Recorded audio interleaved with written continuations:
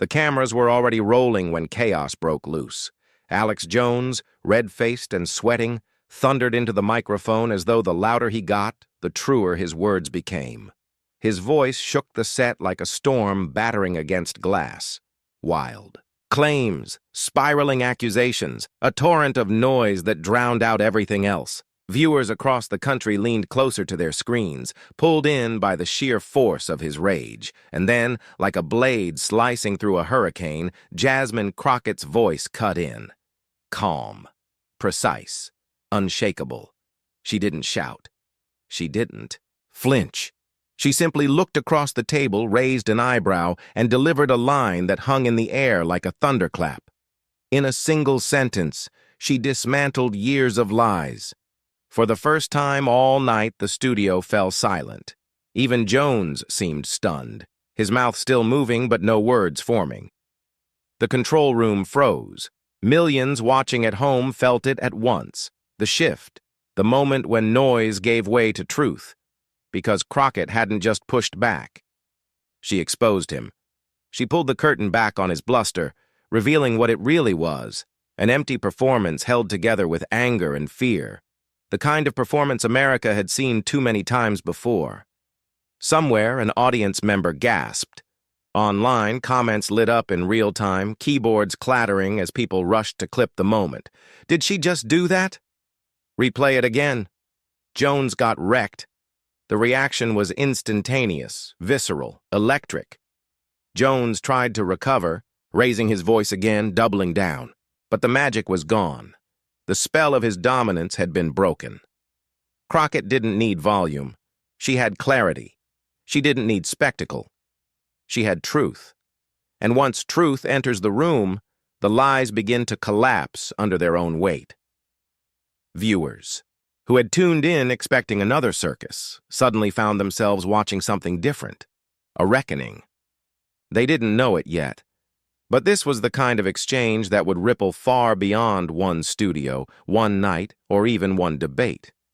Because what Jasmine Crockett did in that moment was more than defend herself. She gave voice to millions who had grown tired of being shouted down.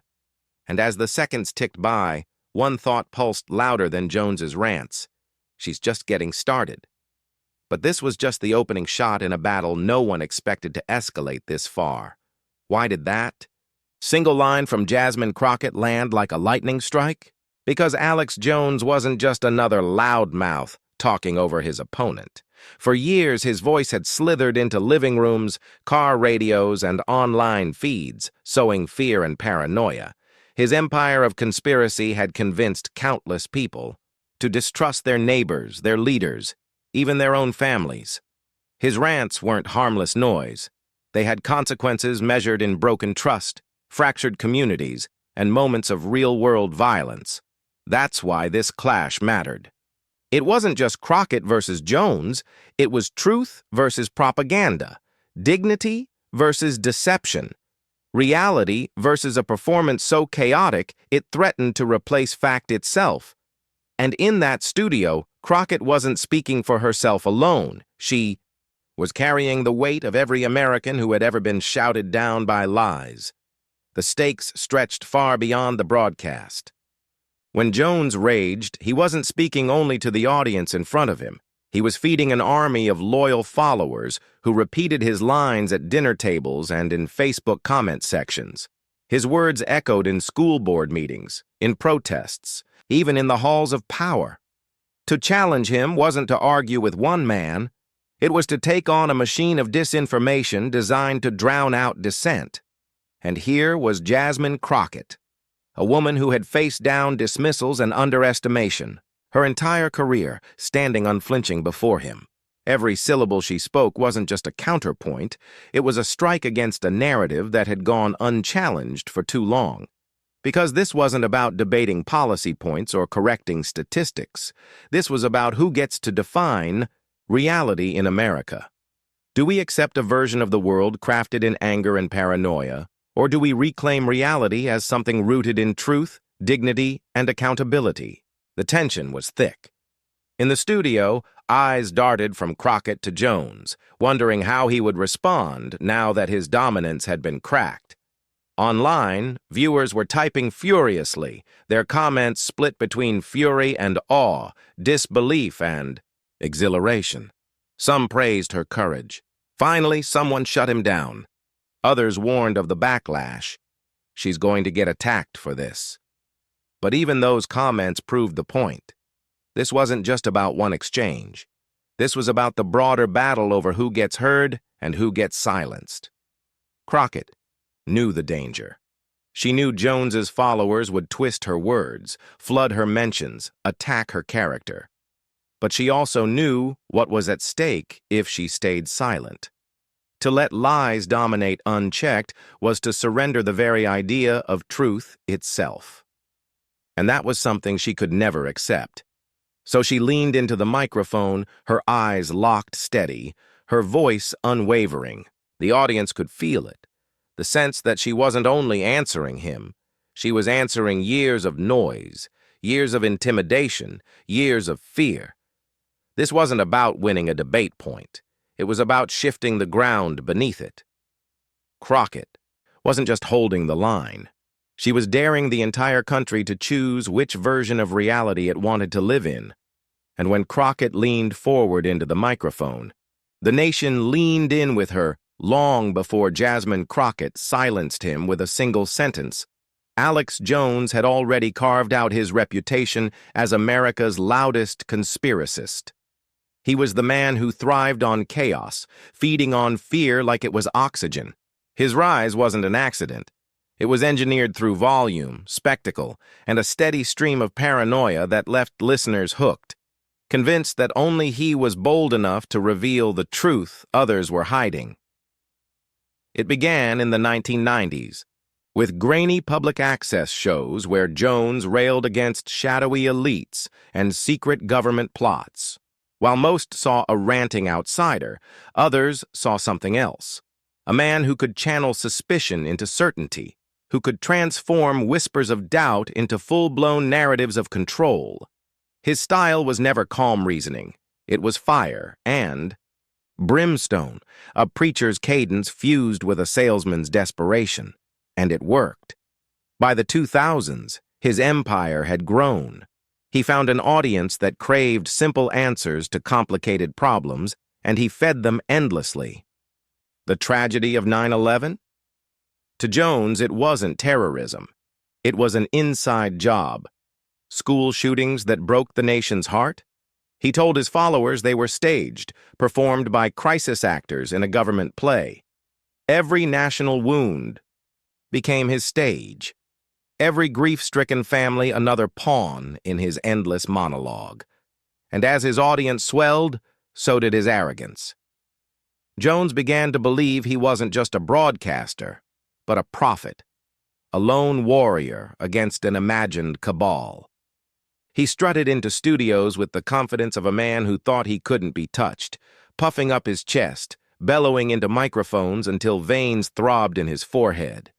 His empire raked in millions from supplements, survival kits, and merchandise, all sold with the promise that only Jones could prepare you for the apocalypse he promised was around the corner. But beneath the bravado lay contradictions. He spoke of protecting families while tormenting the parents of murdered children. He claimed to defend freedom while spreading fear that shackled his listeners to paranoia.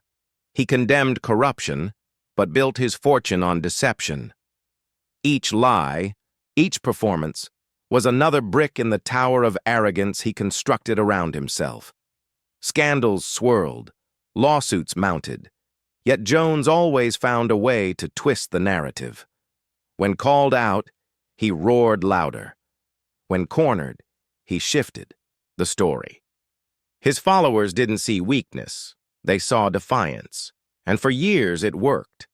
He seemed untouchable, the villain who grew stronger with every attack. But the cracks were always there. His paranoia, once an asset, began to consume him. He turned against allies, suspected betrayal in every corner. His broadcasts became more frantic, more desperate, as though he could sense the walls closing in. What had once been fiery certainty now reeked of fear. And still he leaned harder into arrogance. He walked into debates like a brawler entering a bar fight, convinced volume was victory, that chaos was enough to win the day. He dismissed opponents as weak, soft, uninformed. He underestimated them all. That underestimation was his greatest flaw.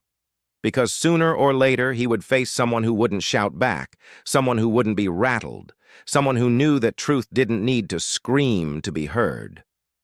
In Jasmine Crockett, Alex Jones met that person. And in that studio, all the years of bluster, all the scandals and contradictions he had danced around, finally collided with a calm voice willing to call them what they were. But arrogance always carries a blind spot, and he was about to find his. Before Jasmine Crockett sat across from Alex Jones under the glare of studio lights, she had already fought a lifetime of battles, many of them quieter, harder, and far more personal than the chaos of a televised clash. To understand why, she held her ground so firmly that night. You have to trace her journey back, step by step, through the struggles that forged her steel. She grew up in a world where expectations pressed down heavy, where young black girls were told to know their place and never raise their voices too high. But even as a child, Crockett's voice carried conviction. Teachers remembered her as the one who wouldn't let an unfair rule slide without a question. Friends recalled the way she spoke up when others stayed silent, defending those who had no defender. That instinct, to protect, to speak truth, to fight, wasn't learned on a debate stage. It was etched into her long before she entered public life. Her path wasn't lined with privilege or shortcuts. Crockett worked her way through school, balancing jobs with textbooks, building a future through grit. When she studied law, she did so not to chase prestige, but to arm herself with the tools to defend the vulnerable. She could have chosen corporate law and the promise of financial comfort. Instead, she walked into courtrooms on behalf of those who had been trampled by the system. Her clients weren't wealthy. They were ordinary people facing extraordinary odds. And in those courtrooms, she sharpened her ability to cut through noise and get to the heart of injustice. That same courage carried her into politics. When others hesitated, Crockett stepped forward, driven not by ambition but by duty. She had seen too much: families torn apart, communities neglected, voices ignored. To her, public service wasn't about climbing ladders, it was about lifting others. Every campaign speech she gave was less about herself and more about the people she represented. And slowly, steadily, she earned their trust. This is where the contrast with Alex Jones becomes undeniable. While he built his empire on paranoia, Crockett built her career on principles. Where he thrived in chaos, she thrived in clarity. Where he sought profit, she sought purpose. His world revolved around amplifying fear. Hers revolved around channeling hope. Her colleagues often described her as unflappable. She didn't need to dominate a room to command respect. She carried it in her posture, in the calm authority of her tone. Yet beneath that composure was fire, a relentless refusal to back down when dignity was on the line. That fire had been tested countless times, in grueling campaigns where money was scarce, in hearings where her voice was the minority, in moments where threats and insults tried to wear her down. Each time, she refused to bend. And so, when she faced Alex Jones, she didn't see a monster to be feared. She saw another bully in a long line of bullies she had spent her life confronting. His arrogance wasn't new. His noise wasn't new. She had spent decades learning how to stare down louder voices and hold her own with nothing more than truth. For many watching, Crockett represented more than herself. She represented every woman told she was too emotional, every immigrant's child told they didn't belong, every young activist told they were dreaming too big. She carried their stories with her into that studio, even if the cameras couldn't capture it. She wasn't just another debater, she was the sum of every struggle, every sacrifice, every hard-won victory. This was why the moment mattered so deeply. Alex Jones believed volume could win. But Crockett's life had taught her something different, that real power comes from endurance, from dignity, from the strength to stand firm when the world tries to knock you down. She leaned forward that night not because she wanted the spotlight, but because she understood what was at stake if she didn't. Lies left unchallenged don't just distort facts, they distort lives. And Crockett had spent too many years fighting for lives that had already been scarred by those distortions. Every word she spoke carried the weight of her journey. Every calm pause, every precise phrase was built on the foundation of resilience. She had laid brick by brick, and as viewers watched her square off against a man who had built an empire of deceit, they could sense it. This was not a clash of equals. This was a woman shaped by struggle, wielding truth like a weapon she had trained to carry all her life.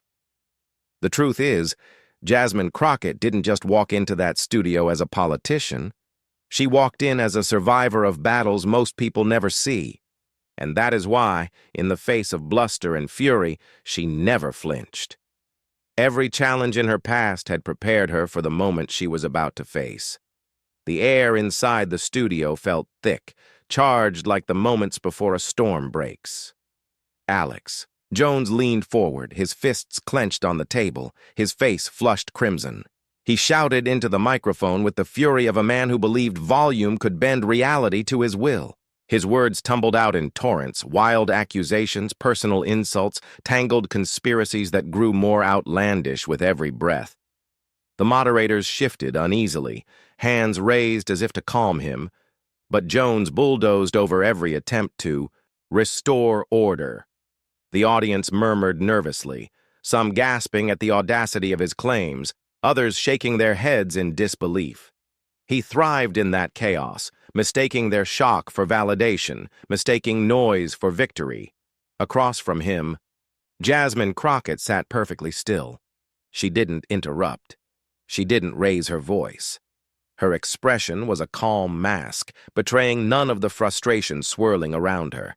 Instead, she let him burn through his energy, his anger spiraling higher and higher until it became almost cartoonish. Every rant, every insult he hurled at her only sharpened the contrast between them.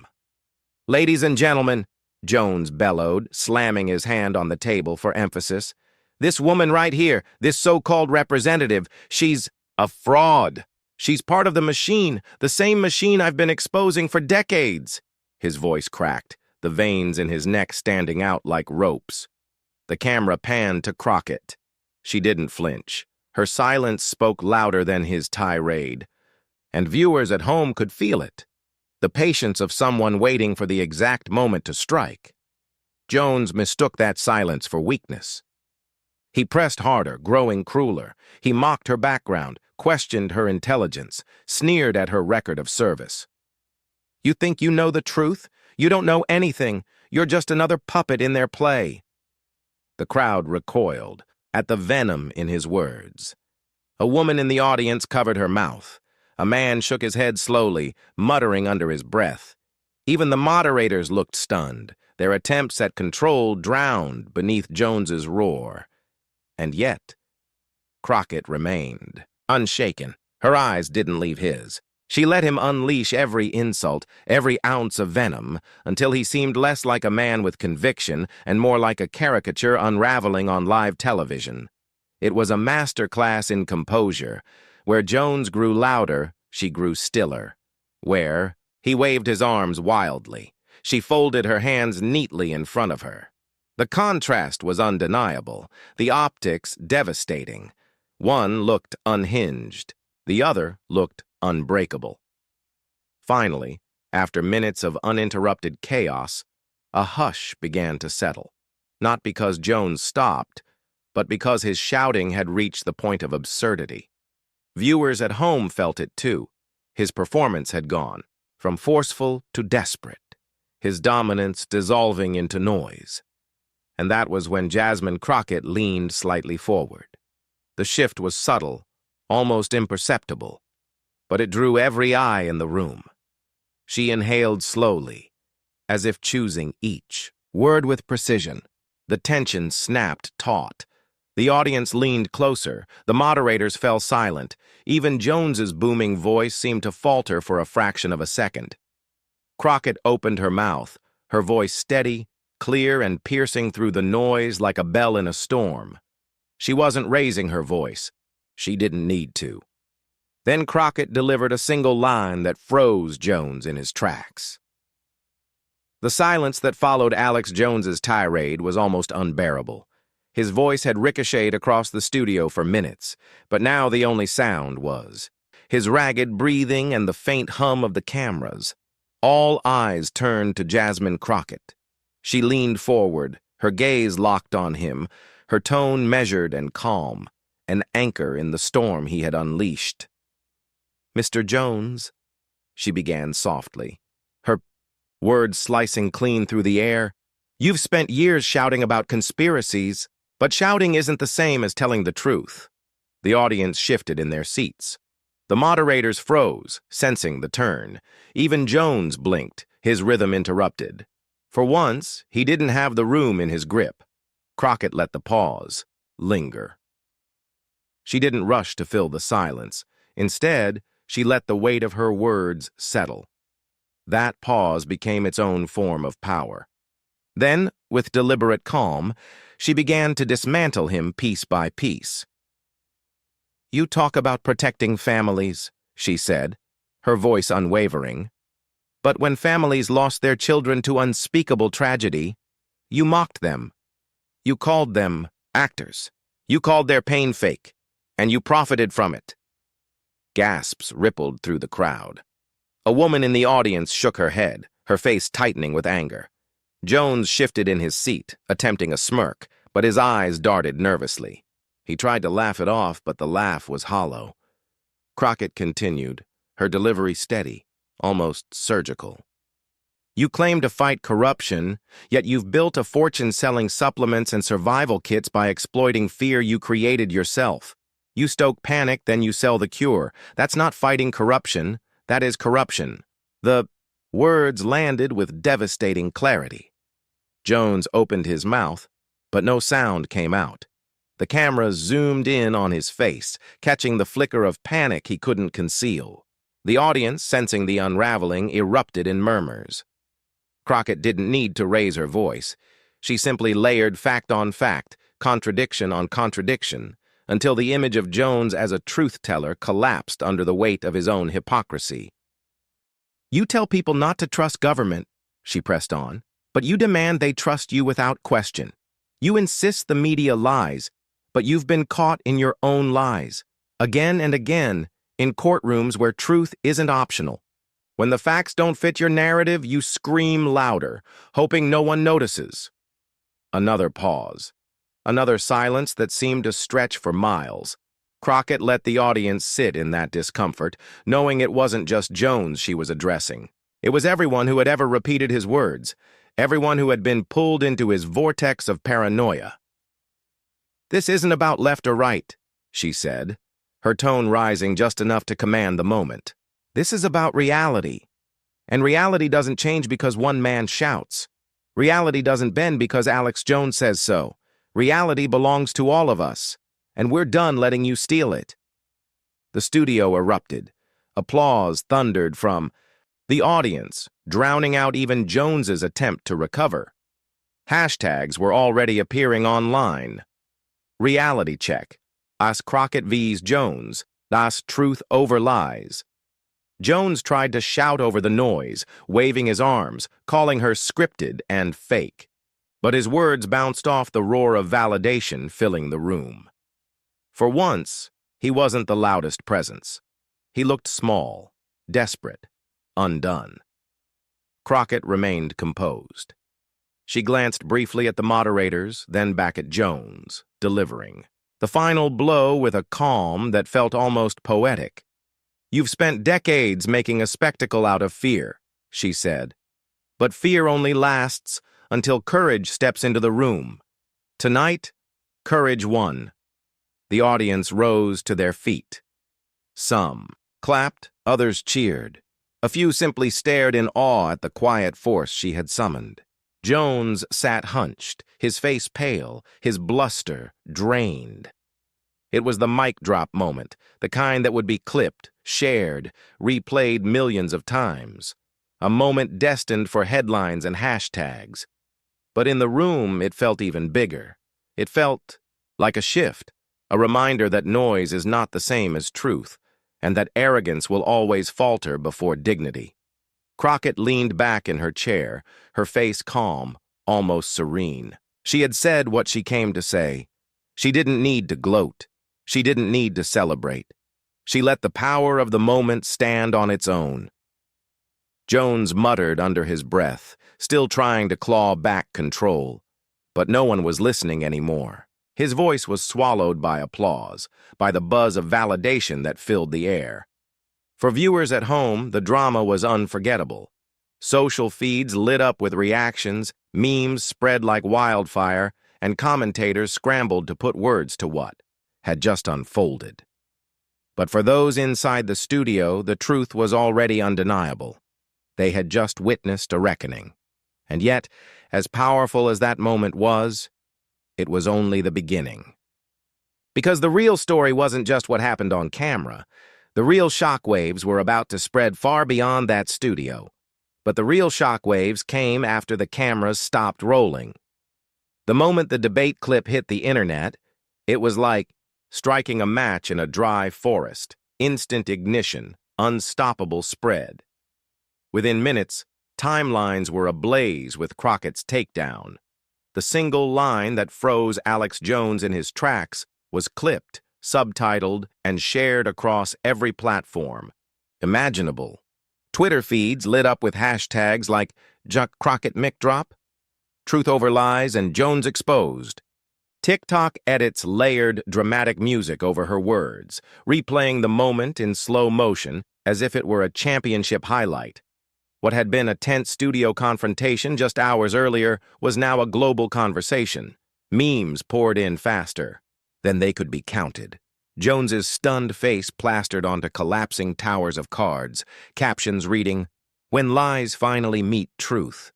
Side-by-side GIFs compared his red-faced shouting to Crockett's calm composure, chaos on one side, clarity on the other. The internet had chosen its victor, and it wasn't even close. Commentators jumped on board.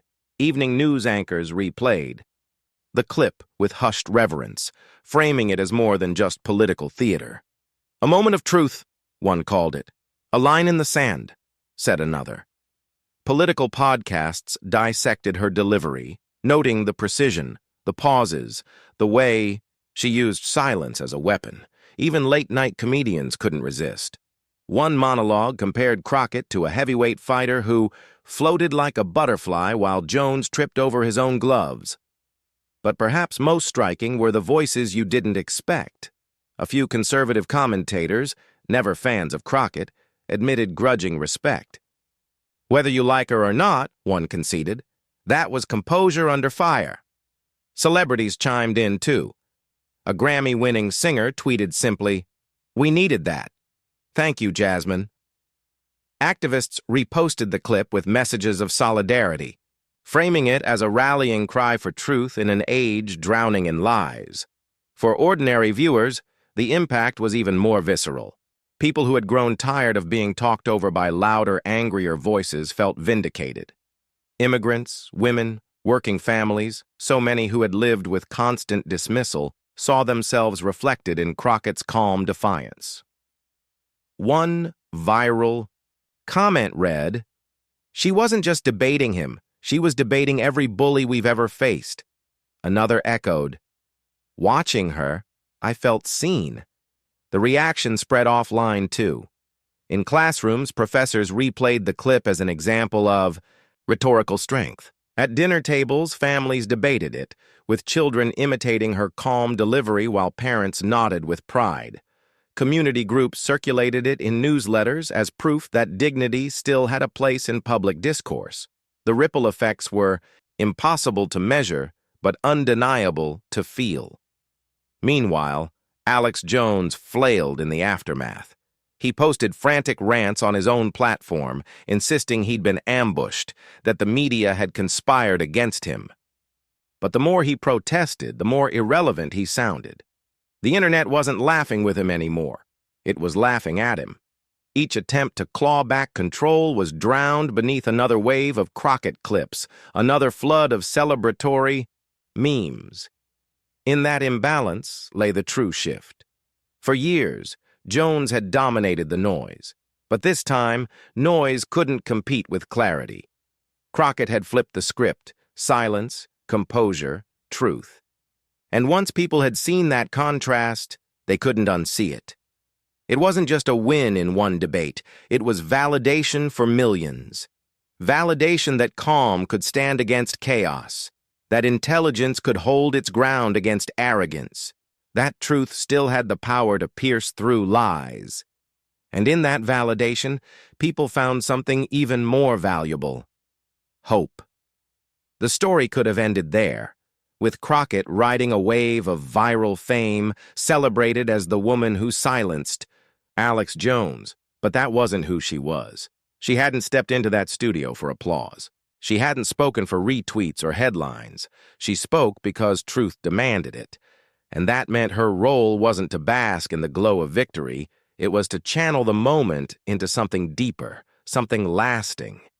And yet, Crockett refused to bask in the spotlight.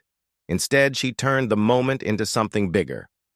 When the lights dimmed and the echoes of applause faded, Jasmine Crockett knew the night would be remembered as more than a clash between two personalities. It wasn't about her, and it wasn't even about Alex Jones. It was about what their collision represented: two Americas locked in a battle over truth itself. In interviews afterward, she didn't dwell on Jones's humiliation. She didn't replay the viral clip or boast about trending hashtags. Instead, she spoke with the same calm conviction she had carried on stage. "This isn't about me winning an argument," she said. "It's about showing that facts still matter. That dignity still matters. That service is greater than selfishness." Her words reframed the debate, lifting it beyond spectacle. Crockett reminded audiences that lies aren't just noisy, they're dangerous. They erode trust, fracture communities, and leave people vulnerable to manipulation. Jones was merely the loudest example of a deeper sickness in the public square. And while she had cut him down in one moment, she urged people to see the bigger picture. This was everyone's fight. She contrasted his legacy of fear-mongering with her own commitment to service. "He builds power by exploiting fear," she explained. "I build power by listening to people, by standing with them, by fighting for their dignity. That's the difference." Her voice carried not just rebuke, but a vision, one where leadership meant protection, not manipulation, where politics was about people, not profit. And for millions watching, it struck a chord, because they weren't just tired of Alex Jones. They were tired of what he symbolized: the cynicism, the rage, the endless stream of division. Crockett gave them a glimpse of something else: composure, truth, and hope bound together in the form of one unflinching woman. "In the end," she declared during one appearance, her tone swelling into something larger than politics, "it wasn't just a takedown of one man, it was a stand for what America could be." The line resonated instantly, quoted on news scrolls and stitched into viral videos. But more than that, it planted a question in people's hearts. What could America be if we chose dignity over hate? The clash reminded people that democracy isn't decided by the loudest voice in the room, but by the courage of those willing to hold the line for truth. It was a reminder that history isn't shaped by bullies who shout. It's shaped by the steady resolve of those who refuse to be silenced. Crockett's composure had offered a blueprint for how to face lies, not with matching chaos, but with clarity and conviction. Still, she refused to let the story end with her. She challenged audiences to take the energy of that moment into their own lives, at work, at school, at home, to speak up when lies spread, to protect the dignity of those targeted by hate, to remember that truth, while quieter, is always stronger. As she closed one interview, her eyes fixed firmly on the camera. She left the audience with a haunting reminder. The question isn't whether I stood up to Alex Jones. The question is whether we, as a country, are ready to stand up to every lie that threatens to divide us. But the question remains, will we listen? When the dust settled, the story was unmistakable. Alex Jones, the self-proclaimed warrior against truth, had been unmasked on live air. His shouting, his insults, his paranoia, all of it crumbled when confronted with Jasmine Crockett's steady composure. The night wasn't remembered for his noise. It was remembered for her clarity. The title says it all. Alex Jones went nuts. But Jasmine Crockett exposed his lies. And in doing so, she reminded America of something bigger, that bullies don't get the final word when dignity stands its ground, that the loudest voice in the room isn't always the strongest. That truth, no matter how calmly spoken, will always outlast fear. For millions, this wasn't just entertainment. It was validation. It was proof that arrogance can be humbled, that service can triumph over selfishness, that our democracy still has defenders willing to meet chaos with courage. Crockett showed us that you don't need to scream to be powerful. You just need to speak with conviction and refuse to back down. But moments like this only matter if we carry them forward. If we let them inspire us not just to watch, but to act, to demand better, to stand taller, to remember that truth belongs to all of us, and lies only win when we stop resisting. So here's the invitation. If you believe dignity defeats lies, share this story. Subscribe for more. Be part of the movement that says enough is enough, that refuses to let the loudest liar set the terms of our future, because the battle for truth is far from over. And as Jasmine Crockett proved, when courage steps into the room, the game changes.